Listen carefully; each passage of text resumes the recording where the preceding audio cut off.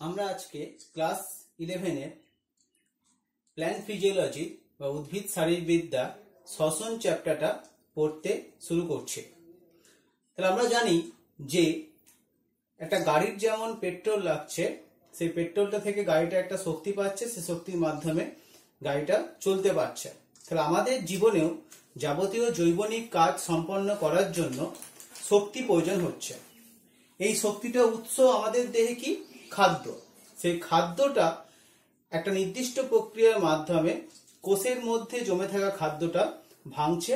ভাঙার মাধ্যমে আমাদের যে কোষ বিভাজন, বৃদ্ধি বা চলন গমন বা অন্যান্য বিপাকীয় কাজের জন্য শক্তি যোগানটা দিচ্ছে। উদ্ভিদের দেহে এই খাদ্য তৈরি হয় সালোক সংশ্লেষ পদ্ধতিতে, যেটা আমরা পরের দিকে পড়বো।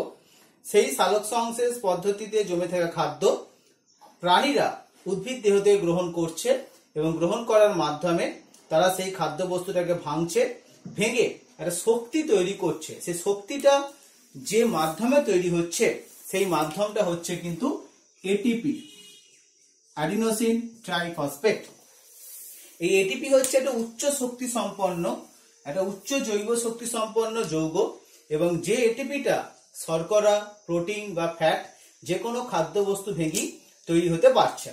তাহলে আমরা প্রথমেই দেখব এই শ্বসন প্রক্রিয়াটা কাকে বলছে। আমরা এখানে শ্বসন বলতে প্রধানত কিন্তু আমরা অন্তঃশ্বসন বা কোষীয় শ্বসনের কথাটা আমরা বলছি। যে অন্তঃশ্বসন মানে যেটা কোষের মধ্যে যে শ্বসন প্রক্রিয়াটা হচ্ছে।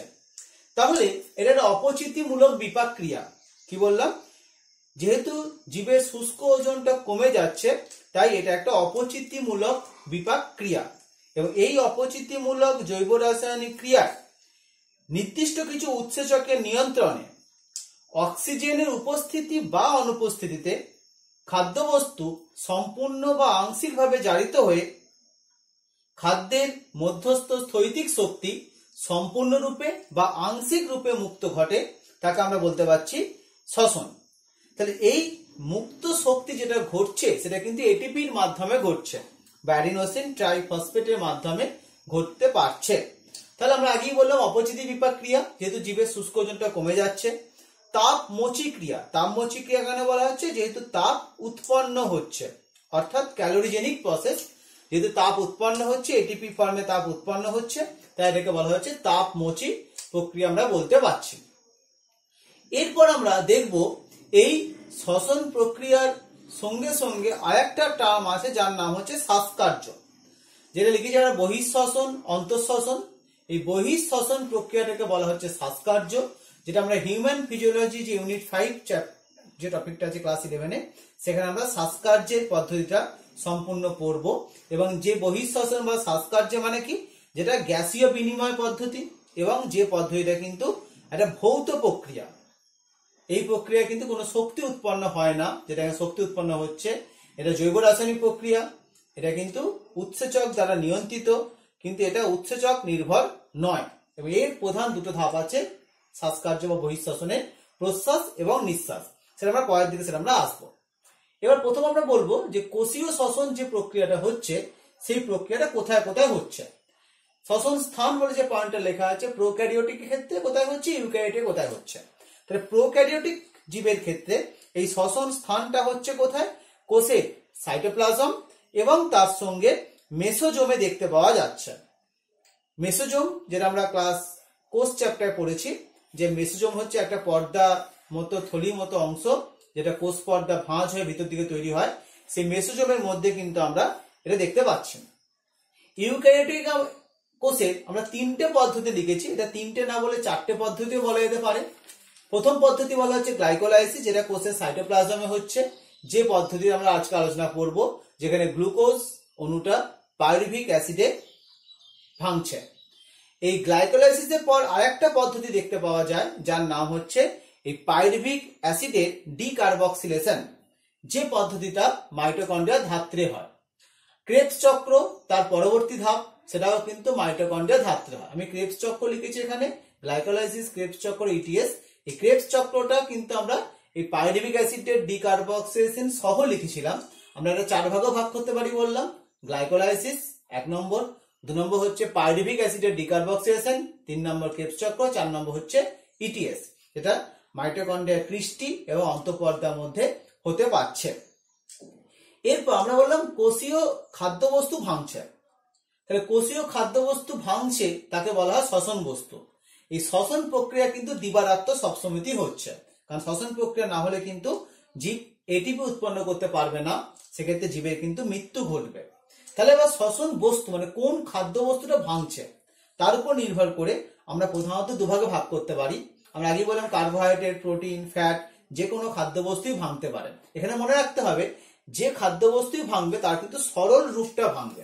মানে কার্বোহাইড্রেটের সরল রূপ কি হতে পারে? গ্লুকোজ, ফ্রুক্টোজ বা গ্যালাক্টোজ। আবার ফ্যাটের ক্ষেত্রে কি হতে পারে? ফ্যাটি অ্যাসিড ও গ্লিসারল। প্রোটিনে কি হতে পারে? Amino acid. তাহলে এই ধরনের কিন্তু সরল রূপগুলো ভাঙবে।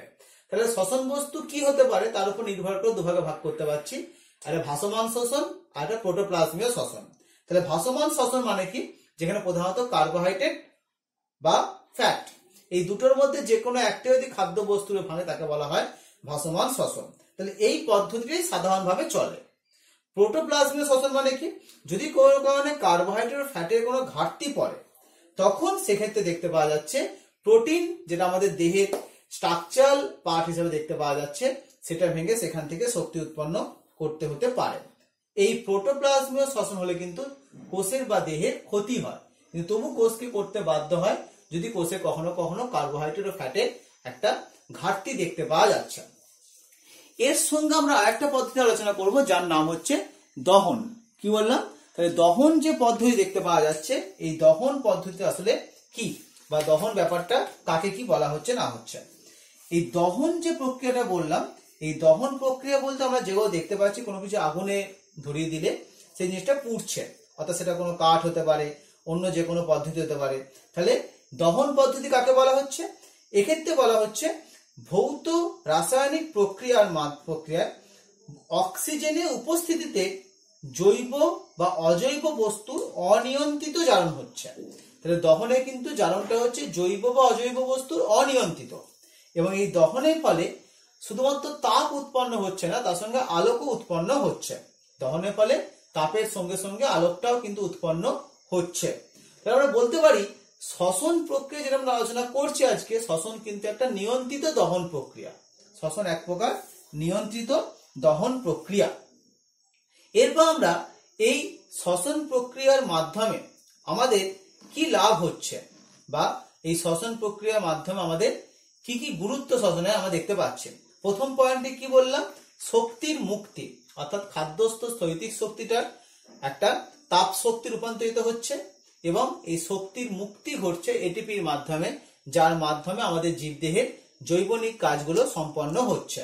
সেই শক্তির মুক্তি কিন্তু আমরা এই শ্বসনের মাধ্যমে দেখতে পাচ্ছি। এর পরের পয়েন্টে কি আসছি? শক্তির ব্যবহার ও রূপান্তর।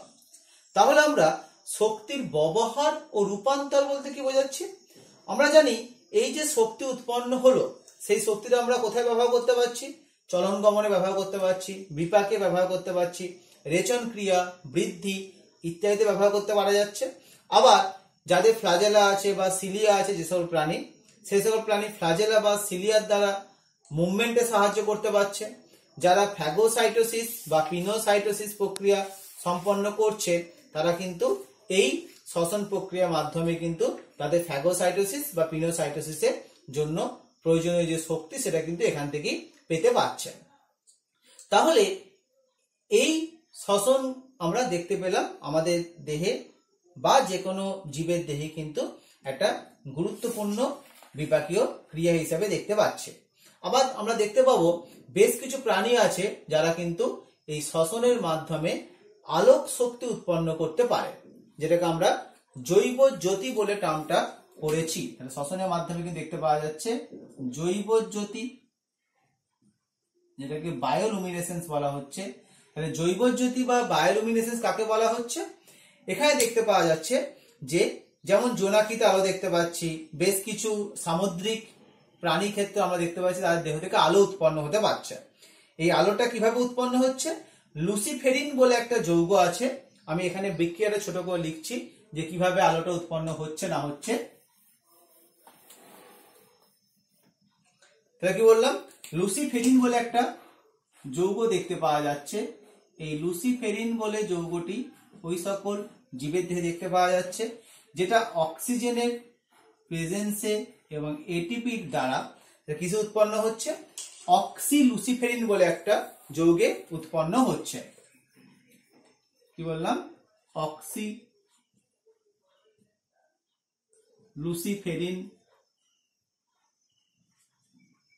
বলে একটা যৌগে রূপান্তরিত হচ্ছে এবং তার সঙ্গে সঙ্গে CO2 উৎপন্ন করছে এবং তার সঙ্গে উৎপন্ন করতে পারছে একটা আলোক উৎপন্ন করতে পারছে। এছাড়া এখানে পাইরোফসফেট উৎপন্ন হয়, এটিপিটা AMP তে ভেঙে যায়, এরকম কিছু পদ্ধতিও এর সঙ্গে বললাম পাইরোফসফেট।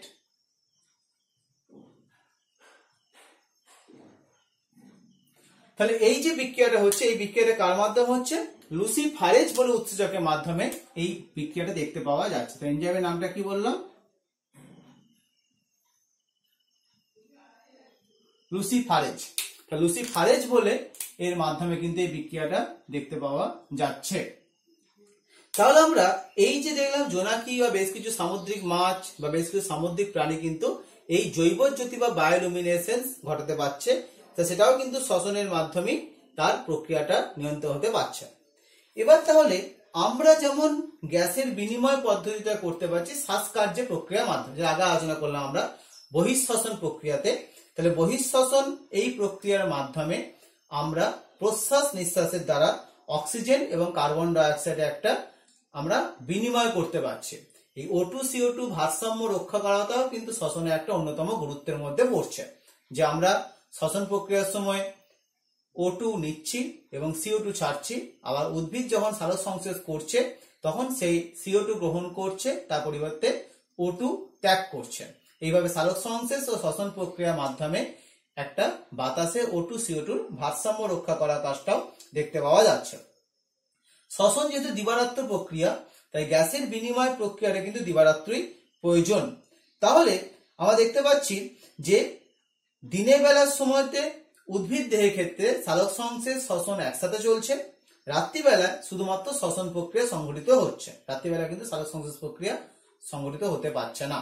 তাহলে উদ্ভিদ দেহের ক্ষেত্রে কোন কোন পদ্ধতিতে গ্যাসের বিনিময়টা হয়, পত্ররন্ধ্র, যে পত্ররন্ধ্র কিন্তু উদ্ভিদে একটা ত্বকে দেখতে পাওয়া যাচ্ছে, পাতা হতে পারে বা কখনো কখনো কাণ্ডে হতে পারে, বেশ কিছু রন্ধ্র দেখতে পাওয়া যাচ্ছে। যে পত্ররন্ধ্রটা আমরা দেখতে পাবো একটা রক্ষী কোষ দ্বারা নিয়ন্ত্রিত, এবং রক্ষী কোষ দ্বারা নিয়ন্ত্রিত হিসাবে তার মধ্যে ছিদ্র দেখতে পাওয়া যায়, যে ছিদ্রের মাধ্যমে কিন্তু গ্যাসের আদান প্রদানটা হতে পারছে। লেন্টিসেল, এটাও দেখতে পাওয়া যায় কাণ্ডের মধ্যে উপস্থিত বেশ কিছু ছিদ্র দেখতে পাওয়া যাচ্ছে, যে ছিদ্রগুলো মূলত ত্বক অংশটা বিদীর্ণ হয়ে যাচ্ছে, বিদীর্ণ হয়ে লেন্টিসেল দেখতে পাওয়া যাচ্ছে, এবং লেন্টিসেল অংশে কিন্তু কিউটিকাল দেখতে পাওয়া যাচ্ছে না, যেমন কাণ্ডে দেখতে পাওয়া যাচ্ছে বা কাণ্ডের কচি শাখায় দেখতে পাওয়া যাচ্ছে, বেশ কিছু গাছের মূলে দেখতে পাওয়া যাচ্ছে, এই লেন্টিসেল দেখতে পাওয়া যাচ্ছে। আর একটা দেখতে পাচ্ছি আমরা শ্বাসমূল, যেটা হচ্ছে সুন্দরবনের যে সমস্ত গাছ দেখতে পাওয়া যায়, যেগুলো হচ্ছে সুন্দরী, কেওড়া বা গড়ান, গেওয়া প্রভৃতি লবণাম্বুজ উদ্ভিদগুলো আছে, সেই উদ্ভিদগুলোর মধ্যে আমরা দেখতে পাচ্ছি এই শ্বাসমূল পদ্ধতিতে তারা কিন্তু গ্যাসের আদান প্রদানটা করছে। শ্বাসমূলটা কি, অর্থাৎ যে মূলটা কিন্তু অভিকর্ষের বিপরীত দিকে উঠে আসে, অর্থাৎ সাধারণত মূল অভিকর্ষের দিকে যায়, কিন্তু শ্বাসমূলটা হচ্ছে অভিকর্ষের বিপরীত দিকে উঠে আসে, এবং এই মূলগুলো অগ্রভাগে ছোট ছোট ছিদ্র আছে, যে ছিদ্রের মাধ্যমে এরা কিন্তু গ্যাসীয় আদান প্রদান প্রক্রিয়াটা করতে পারছে। এবার আমরা দেখব যে শ্বসন বলতে যেটা বললাম কোষীয় শ্বসন প্রক্রিয়াটা, সেটা ক প্রকার হতে পারে, সবাত শ্বসন, অবাত শ্বসন এবং সন্ধান, এই মোট তিনটে পদ্ধতি দেখতে পাওয়া যাচ্ছে। সবাত কথাটা মানে কি, যেখানে অক্সিজেন লাগছে, এবং অক্সিজেনটা হচ্ছে এখানে ইলেকট্রনের একটা স্রোত দেখতে পাওয়া যায় এই সবাত শ্বসন প্রক্রিয়াতে, আমি সেটা ETS পদ্ধতিতে আলোচনা করব। সর্বশেষ ইলেকট্রন গ্রাহকটা এই সবাত শ্বসন হবে অক্সিজেন, তাই এটাকে সবাত মানে এরোবিক রেসপিরেশন কথাটা বলা হচ্ছে। তাহলে এক্ষেত্রে কি হচ্ছে, বায়ুজীবী জীবকোষে হচ্ছে। বায়ুজীবী জীবকোষ মানে কি, সাধারণত উন্নত শ্রেণীর উদ্ভিদ প্রাণী যারা অক্সিজেনের উপস্থিতিতে বাঁচতে পারছে, অক্সিজেন ছাড়া বাঁচতে পারবে না, তাদেরকে বলা হবে বায়ুজীবী জীবকোষ। এখানে একটা বিক্রিয়া দেওয়া আছে, গ্লুকোজ অক্সিজেন থেকে ভেঙে কি হচ্ছে কার্বন ডাই অক্সাইড, জল এবং 686 কিলোক্যালোরি মুক্ত তাপ শক্তি দেখতে পাওয়া যাচ্ছে। এবার বেশ কিছু ব্যাকটেরিয়ার দেহের মধ্যেও কিন্তু সবাত শ্বসন দেখতে পাওয়া যাচ্ছে। কতগুলো, যেমন নাইট্রোব্যাক্টার, নাইট্রোসোমোনাস, থায়োব্যাসিলাস, এরকম কিছু ব্যাকটেরিয়ার দেহের মধ্যেও কিন্তু সবাত শ্বসন প্রক্রিয়া হতে পারছে। সেখানে বিক্রিয়াটা একটু আলাদা ধরনের হবে। এই বিক্রিয়াটা হচ্ছে উন্নত শ্রেণীর উদ্ভিদ ও প্রাণী দেহে সবাত শ্বসনের বিক্রিয়া। এবার যেটা আমরা বলবো সেটা হচ্ছে কি, সেই প্রক্রিয়াটা হচ্ছে যে সবাত শ্বসন প্রক্রিয়াতে মোট 4টে ধাপ, আমরা আগেই বললাম যে 4টে ধাপ আছে। গ্লাইকোলাইসিস, তারপর হচ্ছে পাইরুভিক অ্যাসিডের ডিকার্বক্সিলেশন বা পাইরুভেটের যে ভাঙনটা হচ্ছে, তারপর হচ্ছে ক্রেবস চক্র, এবং তারপর হচ্ছে ইটিএস বা ইলেকট্রন ট্রান্সপোর্ট সিস্টেম। এরপর আমরা আসবো অবাত শ্বসন। তাহলে অবাত মানে কি, যেখানে অক্সিজেন অনুপস্থিত আছে কিন্তু অক্সিজেন যুক্ত অজৈব যৌগের অক্সিজেন আছে। তাহলে অবাত শ্বসনে কি আছে, মুক্ত অক্সিজেনটা নেই। তাহলে এখানে দেখো, এইখানে বিক্রিয়া লেখা হয়েছে অক্সিজেন সরাসরি নেই কিন্তু অক্সিজেন যুক্ত যৌগে থেকে অক্সিজেনটা কিন্তু পেতে পারছে। এখানে খাদ্যবস্তু সম্পূর্ণ জারণটা হচ্ছে না, আংশিকভাবে জারিত হচ্ছে। আংশিক জারিত হওয়ার মাধ্যমে সেখান থেকে কিন্তু কার্বন ডাই অক্সাইড এবং বাকি সমস্ত উপাদানগুলো তৈরি হচ্ছে, এবং তার সঙ্গে এনার্জিটাও খুব কম দেখতে পাওয়া যাচ্ছে, মাত্র 50 কিলো ক্যালোরি শক্তি এখানে দেখতে পাওয়া যাচ্ছে। তাহলে এই অবাত শ্বসন কার দেহে হবে, অবায়ুজীবী জীবের ক্ষেত্রে। অবায়ুজীবী জীব আবার দু ধরনের হতে পারে, মানে যারা অক্সিজেন ছাড়া বাঁচতে পারছে। একটা হচ্ছে সম্পূর্ণ অবায়ুজীবী জীব, আর একটা হচ্ছে আংশিক অবায়ুজীবী জীব। সম্পূর্ণ অবায়ুজীবী মানে কি, যারা অক্সিজেনের উপস্থিতিতে মারা যাবে, অর্থাৎ তারা সম্পূর্ণভাবে অক্সিজেন ছাড়া বাঁচতে পারছে, মুক্ত অক্সিজেন ছাড়া। যদি কোনো কারণে অক্সিজেন তারা পেয়ে যায় সেক্ষেত্রে তারা কিন্তু মারা যাবে। ক্লস্ট্রিডিয়াম সম্পূর্ণ অবায়ুজীবী জীবের মধ্যে পড়ছে। আংশিক অবায়ুজীবী মানে যারা কি বলা হচ্ছে, অক্সিজেন যুক্ত পরিবেশও বাঁচতে পারে। তাহলে কি বললাম, তারা অক্সিজেন যুক্ত পরিবেশও বাঁচতে পারে কিন্তু অক্সিজেন বিহীন পরিবেশও বাঁচতে পারে। তাই নাম দেওয়া হচ্ছে আংশিক অবায়ুজীবী জীব। যেমন আমরা ইস্টের নাম আগে শুনেছি, সেই ইস্ট কিন্তু এক ধরনের মধ্যে পড়ছে। এছাড়া ইকোলাই এর নামটা আগে শুনেছি আমরা, ইকোলাই কিন্তু আংশিক অবায়ুজীবী জীবের মধ্যে পড়ছে। এই অবাত শ্বসন প্রক্রিয়াতে আমরা দেখতে পাবো কি, এই অবাত শ্বসন প্রক্রিয়া সাধারণত দুটো ধাপ দেখতে পাওয়া যাচ্ছে, গ্লাইকোলাইসিস এবং একটা অন্তিম পর্যায় যেটা সংক্ষিপ্ত প্রান্তীয় শ্বসন প্রক্রিয়াও বলা হচ্ছে। তাহলে অবাত শ্বসন প্রক্রিয়া সাধারণভাবে কি উৎপন্ন হতে পারে, সেখানে উৎপন্ন হতে পারে অ্যালকোহল বা হতে পারে ল্যাকটিক অ্যাসিড, যেটাকে আমরা এই অবাত শ্বসনের একটা প্রক্রিয়াকে আমরা সন্ধানও বলতে পারছি, ফার্মেন্টেশন বা সন্ধান বলতে পারছি। আমি একটু পরেই আসছি যে সন্ধানের আমরা দুটো ভাগ দেখতে পাচ্ছি। সন্ধান একটা অন্তঃকোষীয় প্রক্রিয়া, সন্ধানও বেশ কিছু উৎসেচক নির্ভর প্রক্রিয়া, এবং এই সন্ধান প্রক্রিয়াতে দেখতে পাওয়া যাচ্ছে কি আমরা কোহল সন্ধান বা ল্যাকটিক অ্যাসিড সন্ধান, অর্থাৎ সেখানে অ্যালকোহল তৈরি হতে পারে বা সেখানে ল্যাকটিক অ্যাসিডও তৈরি হতে পারছে। তা দেখলাম আমরা সন্ধান প্রক্রিয়াটা যেটা আমরা আলোচনা করছিলাম, এই সন্ধান প্রক্রিয়াটার আমরা মোট দুটো ভাগ দেখতে পাচ্ছি। একটা হচ্ছে কোহল সন্ধান, আর একটি হচ্ছে এটা কোহল সন্ধান, আর একটা হচ্ছে ল্যাকটিক অ্যাসিড সন্ধান। কোহল সন্ধান মানে কি বলা হচ্ছে, যে সন্ধান প্রক্রিয়াতে গ্লুকোজটা প্রথমে গ্লাইকোলাইসিস পদ্ধতিতে ভাঙবে, তৈরি করবে পাইরুভেট।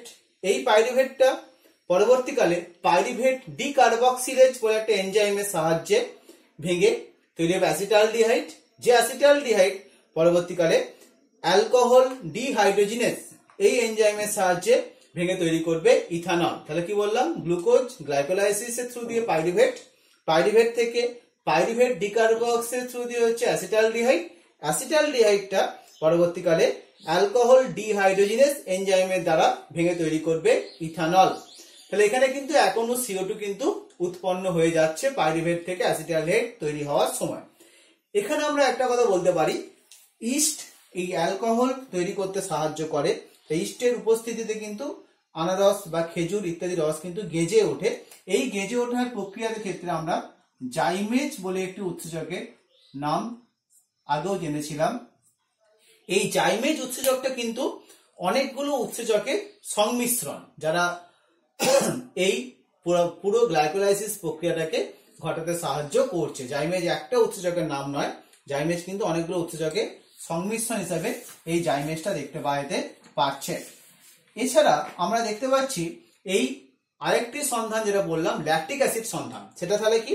ল্যাকটিক অ্যাসিড সন্ধান মানে হচ্ছে যেখানে গ্লুকোজ থেকে প্রথমে হয় পাইরুভেট, এই একই পদ্ধতিতে সেই পাইরুভেটটা সরাসরি হয়ে যাবে ল্যাকটিক অ্যাসিড, অর্থাৎ পাইরুভেটটা সরাসরি দেখতে পাওয়া যাচ্ছে ল্যাকটেট ডিহাইড্রোজিনেস বলে একটা এনজাইমের দ্বারা এই পাইরুভেটটা সরাসরি ল্যাকটিক অ্যাসিডে পরিণত হয়ে যাচ্ছে। তাহলে এই পাইরুভেটটা ল্যাকটিক অ্যাসিডে পরিণত হওয়ার জন্য এটাকে আমরা ল্যাকটিক অ্যাসিড সন্ধান বলতে পারছি। এবং হোমোল্যাকটিক আর হেটারোল্যাকটিক, যদি শুধুমাত্র তৈরি হয় ল্যাকটিক অ্যাসিড তখন তার নাম হোমোল্যাকটিক, আর যদি ল্যাকটিক অ্যাসিডের সঙ্গে আরো কিছু তৈরি হয় তখন তাকে বলবো হেটারোল্যাকটিক। তাহলে হোমোল্যাকটিক মানে কি? শুধুমাত্র তৈরি হচ্ছে ল্যাকটিক অ্যাসিড, তাকে বলবো হোমোল্যাকটিক।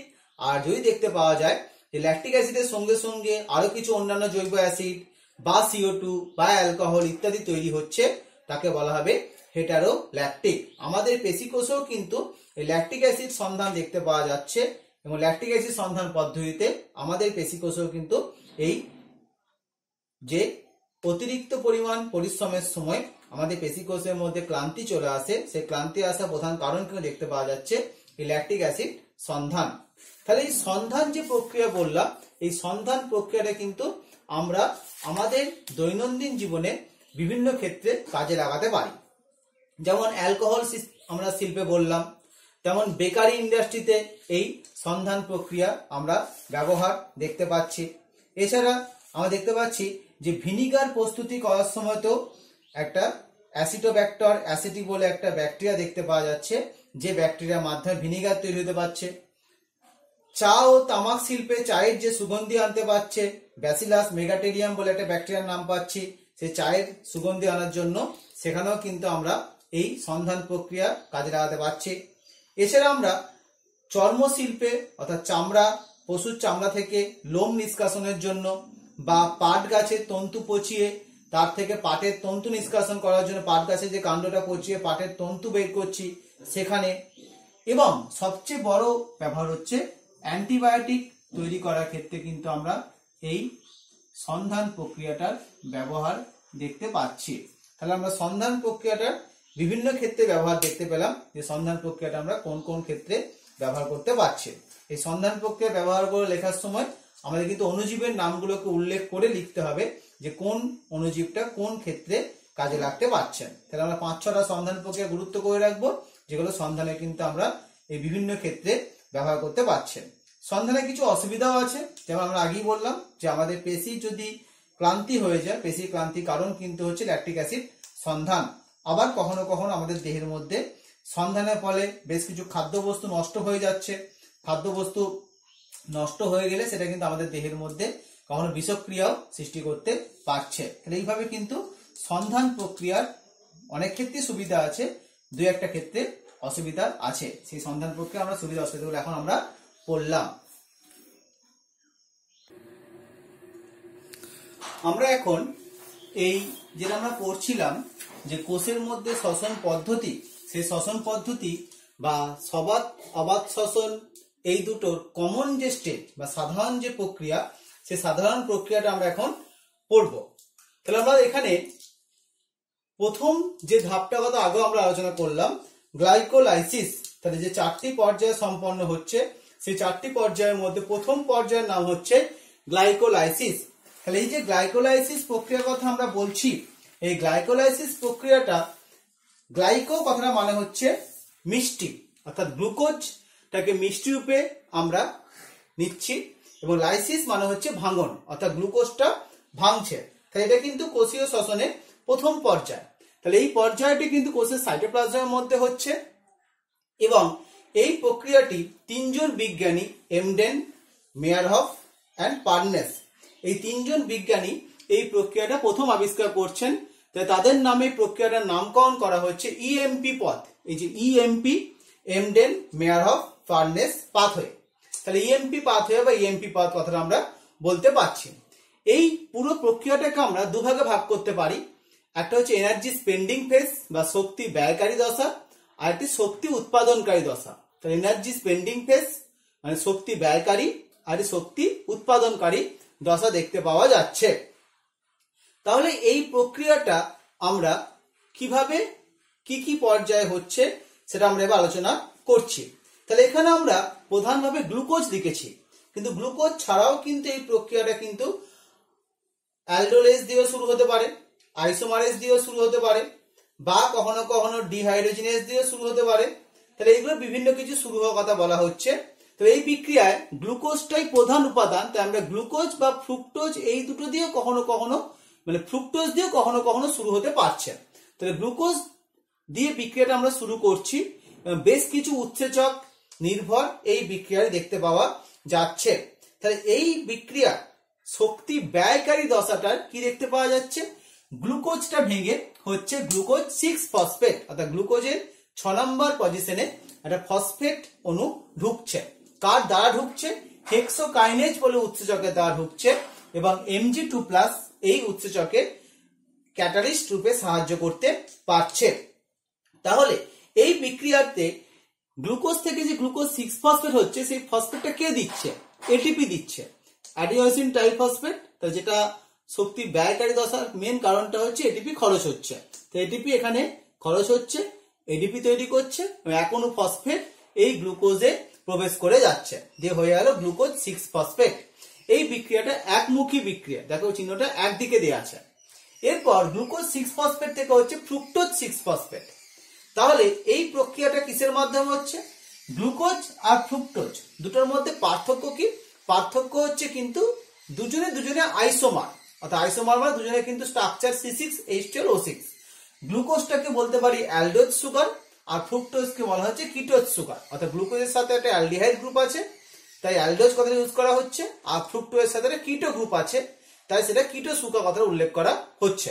তাহলে গ্লুকোজ 6 ফসফেটটা ফসফোগ্লুকো আইসোমারেজ এই উৎসেচকের মাধ্যমে কিসে পরিণত হচ্ছে, সে ফ্রুক্টোজ 6 ফসফেটে পরিণত হচ্ছে, অর্থাৎ শুধুমাত্র অ্যালডোজ সুগারটা কিটোজ সুগারে কনভার্ট হয়ে যাচ্ছে। Mg2+টা এখানেও কিন্তু লাগতে পারছে। তাহলে এই বিক্রিয়াটা কিন্তু উপমুখী বিক্রিয়া। তাই দেখো এখানে দুদিকে সাইন দেওয়া আছে, উপমুখী বিক্রিয়া সাইন এখানে দেওয়া আছে। ফ্রুক্টোজ 6 ফসফেটটা এরপর ফ্রুক্টোজ 1,6-বিস ফসফেটে কনভার্ট হয়ে যাচ্ছে। কিসের মাধ্যমে হচ্ছে, ফসফোফ্রুক্টোকাইনেজ উৎসেচকের মাধ্যমে। এই আরেক অণু এটিপি এখানে ব্যবহৃত হচ্ছে, অর্থাৎ 6 নম্বর পজিশনে ছিল ফসফেট, আবার 1 নম্বর পজিশনে ফসফেটটা লাগছে। Mg2+টা এখানেও কিন্তু ক্যাটালিস্ট হিসেবে ব্যবহার করতে পারছি। তবে এখানেও বিক্রিয়াটা একমুখী বিক্রিয়া।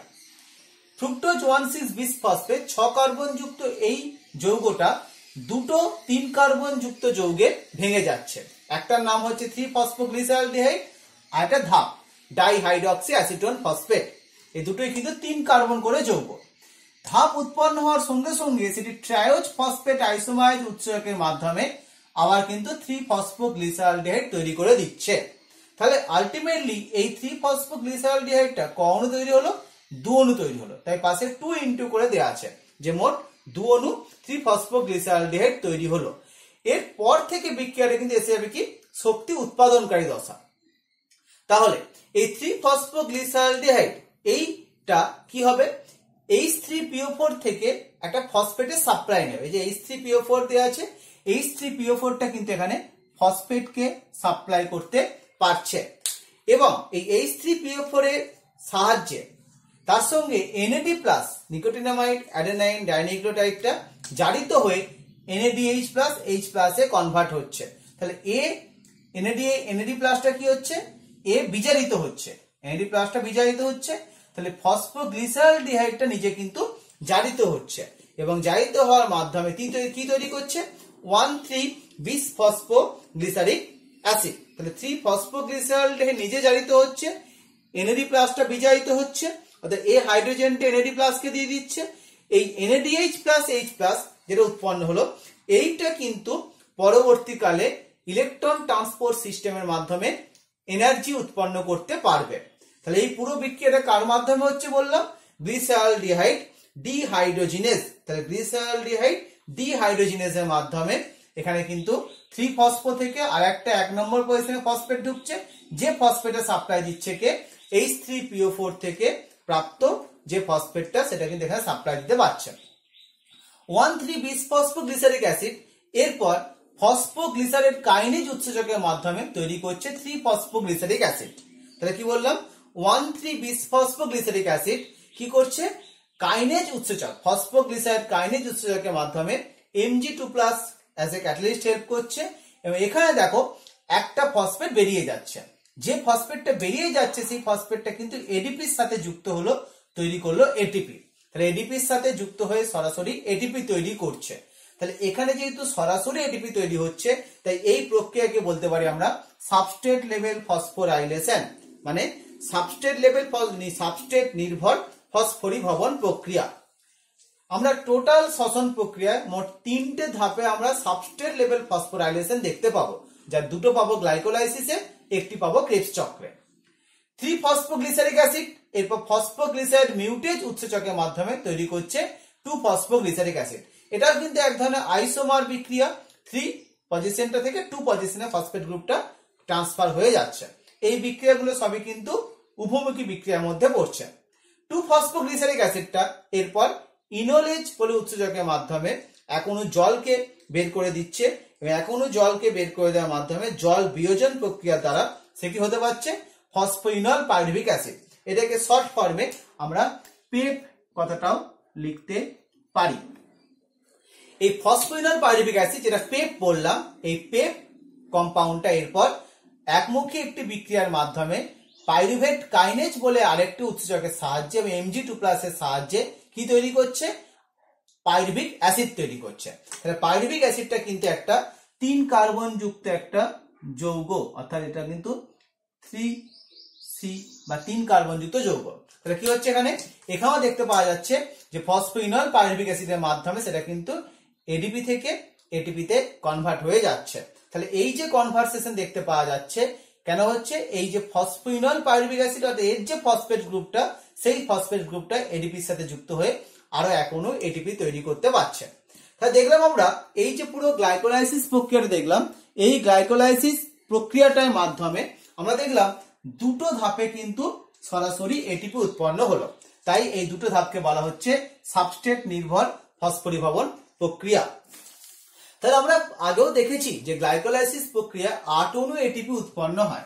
আমি 8 অণু এটিপি উৎপন্ন হওয়ার ব্যাপারটাকে একটু শর্ট করে লিখছি যে 8 অণু এটিপি কোথায় কোথায় কিভাবে কি হচ্ছে না হচ্ছে। তাহলে আমি বললাম এখান থেকে বিক্রিয়াটা কিন্তু দুবার করে হবে, তাই পাশে 2-2 করে লেখা আছে। তাহলে এখানে যা উৎপন্ন হবে সবই কিন্তু 2 অণু করে উৎপন্ন হচ্ছে।